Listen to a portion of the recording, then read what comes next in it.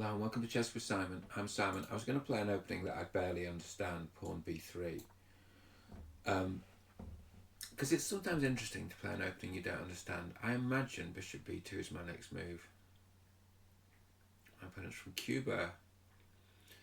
Wonderful, the different countries that you can play against, people from different countries. Pawn b3. What would you do here? d5 sort of changes it into a Queen's Indian reversed. I mean, so bishop b2 seems sensible here. I suppose if it was a real Queen's Indian reversed, you might want to reverse the right to go, reserve the right to go here. So playing for this, right? So knight f3, then the bishop pins. Then you go here, because it's not a pin. Then they play f6. Mind boggles. Her mind absolutely boggles. Didn't do it. Now, I assume you play e6, and if they pin this, you pin that. They didn't do it. Now we're not going to pin because the bishop's going to come here, so we're just going to develop in a fashion which could be described as harmonious and boring. Well, since we're going to do that, I don't want to play d4, so we're going to play c4. Can't quite explain why, because bishop b2 is boring. Now what we're going to do is play knight c3 with a view to playing knight here and harassing that bishop. We're sort of playing battle of the tempo a little bit. I mean, knight here pushes the bishop back. Okay, that's fine. We won the battle of the tempo. Bishop c4. How do we think about our pieces now? They're okay. Maybe play d4 now. Lots of the good players who play b3, they play d4 at some point, even though it's a bit paradoxical because it screens out your, blocks out your bishop. What about bishop? Bishop here, knight here, bishop here, knight here.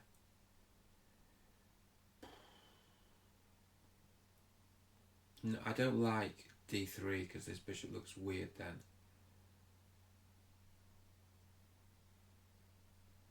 What about, okay, we'll play this with a view to playing this, with a view to playing that. How about that? So e4 next move. I mean, it's weird because what's this bishop doing if you're going to play e4? But, it's alright. Look at that now. Because you've got to play this now, right? And now what do we do? Do we take it? Takes, knight takes, bishop takes, hits the queen. Takes, knight takes, bishop takes. What if we hit the queen right away?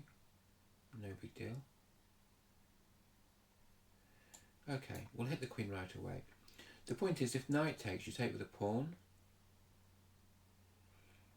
Knight takes with a pawn. This knight probably has to go here.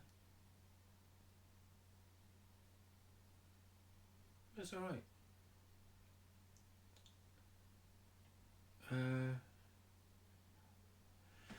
Okay, so knight takes with a pawn, then the move I'm worried about, the obvious move is knight takes here. Knight takes, pawn takes, bishop takes, probably a bit better. Although this bishop's quite dead, isn't it? So should we change completely and do this instead? Well, now you can exchange everything on here. Knight takes, pawn takes, and then queen takes.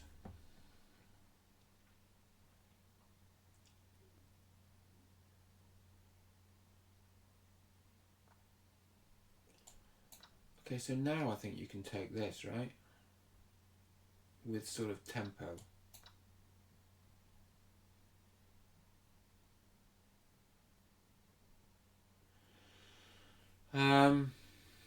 Put the rook behind it.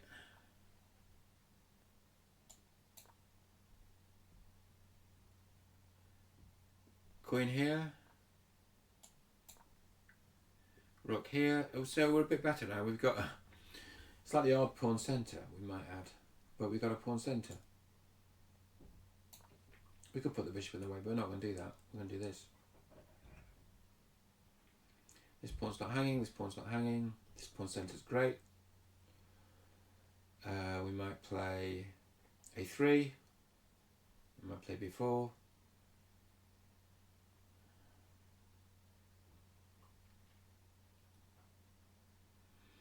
What if we did knight here? If we played the knight to here, queen takes. Oh, okay, let's do this as a warm-up. Because our opponent doesn't know what to do either, I wouldn't think. It's a bit of an odd position, to be honest. It's a bit novel. Knight here's okay though, isn't it? I mean, at the end of the day, knight here's quite interesting. The queen can't take that. I mean, just take here, right? And actually, this opening's turning out to be rather beautiful. You could play knight here. I mean, the big threat is either taking twice here or putting the knight here. And then taking here and then some kind of check, you know, or even reversing the move order, pushing, taking here.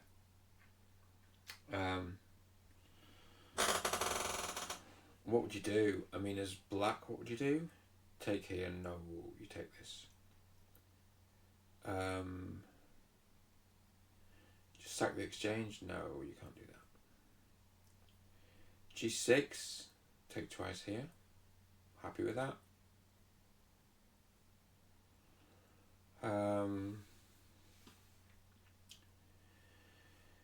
It's good to play new openings. I mean, I know when I was young you were meant to have a repertoire, but now you just play anything. It's more interesting. So you're going to take that, are you? Straighten out our pawn centre. Look at that pawn centre now. It's fantastic. If you don't take it, then I'm going to push and then take there. And this beautiful bishop's going to come to life. It's already quite lively because it's defending the pawn, but it's going to, you know, come to its full fruition. So you can't, if you move the queen, we sort of do something like take there and push. So you got to take, but then when you take, I don't know, this.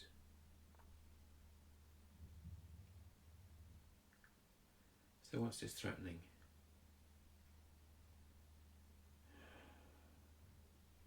What about this push?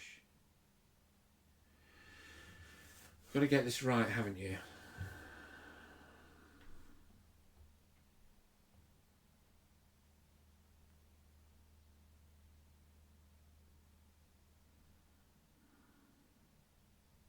Okay.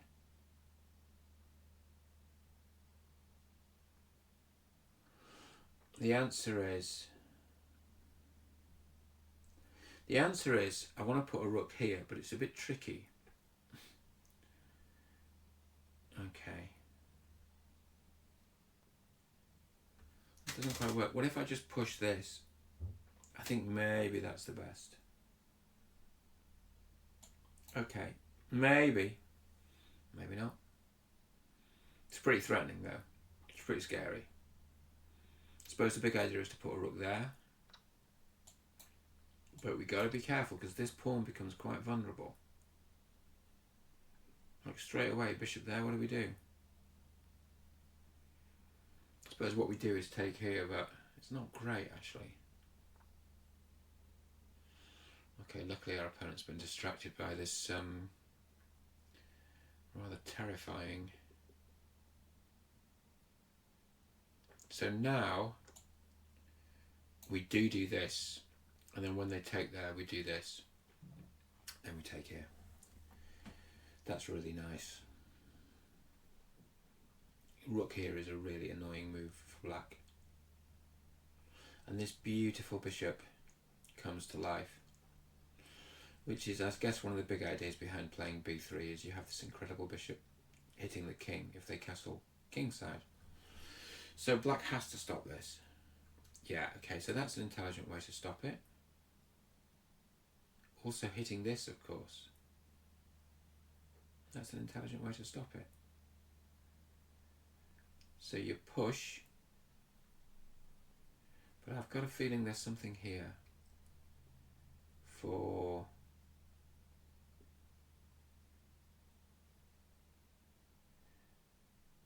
for white. For instance, this rook here, give up the whole queen, check here, king has to go there.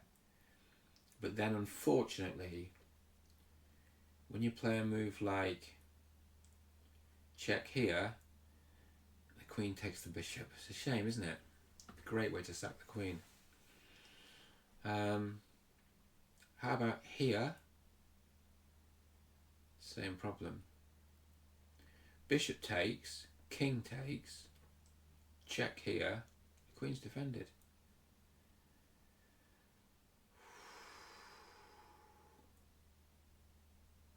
And they're also attacking this, look. Oh, it's annoying. How about push? Push, bishop there, queen there, but then they take there with check. Yikes. Okay, how about this? We push the pawn. We're gonna get out with check here. I mean, I don't quite know what I'm doing, but I'm gonna pretend I know what I'm doing. Check there. Then we're gonna play rook here, which is gonna put a stop to all of black's threats, and then at some point we're going to play the fork here. So this is what the sequence looks like. King in the corner, rook here, queen to the back, takes, takes. Then this fork here doesn't work because the queen's defending the rook. But anyway, it's not rubbish. The point about putting the rook here is that it stops all this nonsense on f2, which was very uncomfortable. So queen's got to go here, I think. Which, to be honest, isn't a great square. And then we go here, rook takes, we take here. Oh, that's quite clever. Queen here,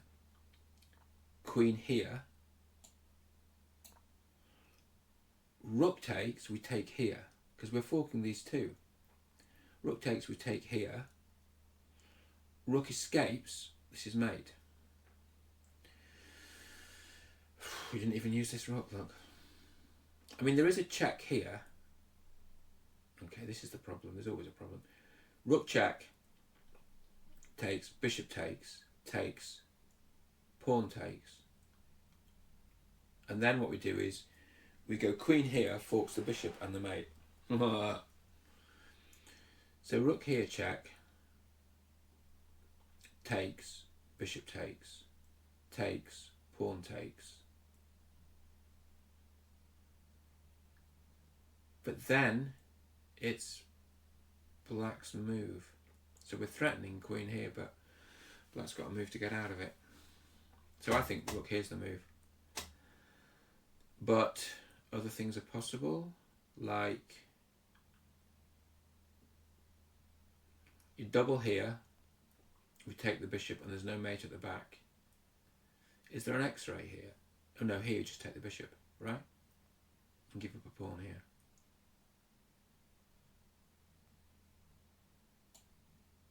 Well, it's worse than that, actually. You give up a pawn here, takes, and then what you do is that you play this move, which is a crafty little fork, because it's forking the rook, but it's also threatening the subtle check here, and the pawn's pinned, which is a very beautiful structure. So the rook's got to, well, the rook's got to defend the pawn, but where? Like here, probably, if they see it, here. So if the rook comes here, she's going to move the queen, like to here, which keeps, keeps an attack on this. And then we just bring her rook round. But if black doesn't see that, then we're going to take here with check. And if possible, take there. This has been a nice game. I like my new opening. It's always good to try something new in chess, although it depends what you're playing. If you're playing to increase your grading, then maybe you should learn a fixed repertoire, but that never worked for me. I wanted to play everything. Like Ivanchuk, right? The famous story about someone said they understood why Kasparov retired from chess, because they sort of said he's achieved everything in chess. He's done everything in chess. And Ivanchuk says, no, he's not played the French. Which is really clever because, of course, the argument is it's not about titles. It's about, the positions and the moves. But also, Kasparov wouldn't play the French. It's not his style. And that's the joke. Ivanchuk knows that. That's the joke. It's not a Kasparov opening. It's like the opening Kasparov will be least likely to play.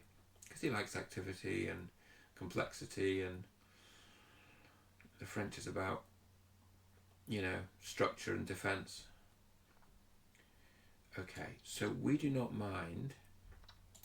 I know it's a bit tame, but we don't mind playing. We've got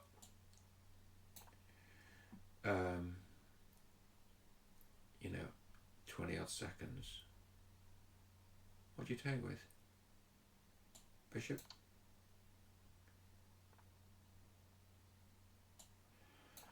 To play. Okay, so this is not going to be too difficult. So the king's got, it's a piece and a pawn. Okay, we can stop the pawns like this. Thank you, good game. Really interesting, wasn't it? Let's have a look at the scoring.